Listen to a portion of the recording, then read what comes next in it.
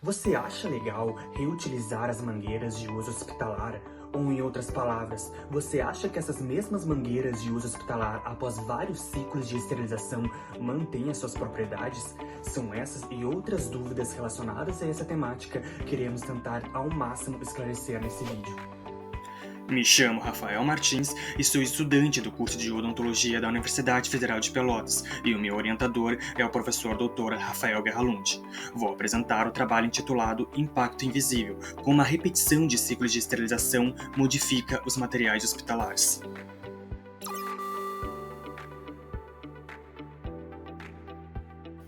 Em relação ao conflito de interesse, é importante ressaltar que não consta o reconhecimento de conflito de interesse que possa influenciar no resultado da pesquisa.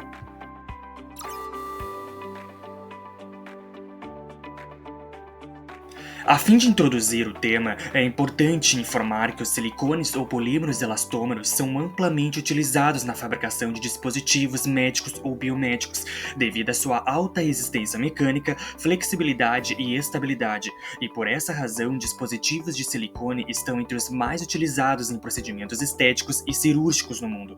Além disso, as propriedades do silicone têm aplicações em inúmeros dispositivos, como mangueiras, tubos, catéteres, incluindo dispositivos revestidos de silicone. Aqui podemos observar um artigo científico com mais de uma década de publicação, que já abordava as alterações nas propriedades mecânicas, estruturais e topográficas de uma mangueira de silicone de uso cirúrgico após alguns ciclos de esterilização. Também informa que os países como Canadá, Equador, Colômbia, Chile e Estados Unidos já estavam pensando em como padronizar a prática de reutilização desse tipo de material.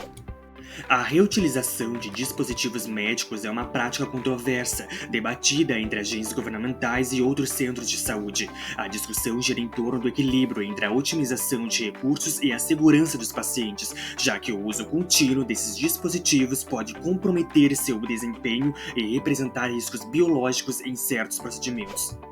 Dessa forma, o objetivo desse estudo é justamente avaliar o impacto do uso e da esterilização repetida nas propriedades mecânicas e físicas das mangueiras de silicone após os ciclos de esterilização.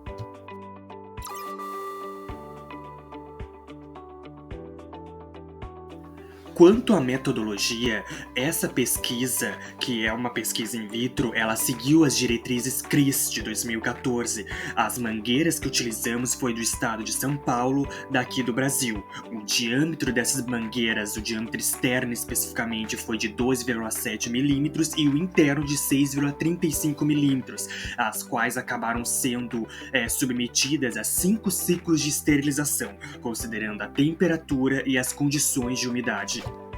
É importante frisar que os 5 ciclos de esterilização foram mediados a 3 ensaios: a dureza Shore-A, tração em módulo de elasticidade e ângulo de contato. Além disso, o cálculo do tamanho da amostra desses 3 ensaios, realizados por meio do software SigmaPro em 2 momentos, tanto para calcular a amostra previamente quanto para analisar os resultados do teste, resultou em um nível de significância de 0,05, diferença média de 6,5 média-pascais feitos previamente de outros artigos, poder de teste de 80%, 0,8 em outras palavras, resultando em 8 amostras por grupos, no caso, 8 pedaços da mangueira. Quanto à dureza Shore-A, as amostras foram de 25, 25 para 10, comprimento, largura e altura, em 8 em quantidade, ou seja, 8 pedaços de mangueira de silicone. Então o teste de dureza Shore-A foi realizado utilizando o durômetro digital da cidade de Osaka, no Japão, de acordo com os procedimentos da ASTM, ou seja, da Sociedade Americana de Testes e Materiais.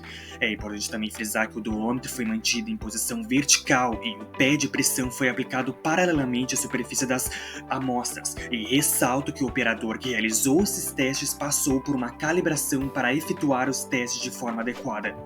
No que tange a tração e módulo de elasticidade, a gente utilizou a máquina EMIC segundo a STM específica, e quanto às dimensões do corpo de prova, essas foram 4 mm de largura, 3 mm de espessura e 29 mm de comprimento.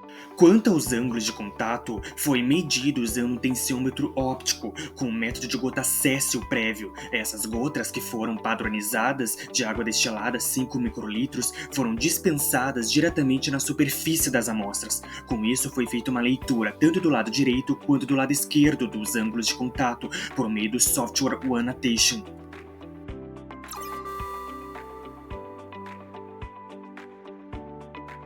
Quanto aos resultados, especificamente a dureza Chorá, em todos os ciclos a dureza se mostrou diferente entre ela mesma, mas que com o passar dos ciclos aumentava a rigidez da mangueira. Quanto à tração, a gente fez testes antes e depois do ciclo de esterilização e mostrou que após esses 5 ciclos a mangueira tornou-se mais rígida, ou seja, mais dura e menos flexível consequentemente. Quanto ao ângulo de contato, a gente também fez os testes antes e depois dos 5 ciclos de esterilização e averiguamos que não houveram diferenças na mangueira. Quanto à limitação do trabalho, a gente não conseguiu avaliar dados como alterações das propriedades químicas e das mangueiras. E em relação ao futuro, a gente acredita que novos estudos precisam explorar essas mudanças e se aprofundarem em análises que consideram a química e a degradação ao longo do tempo.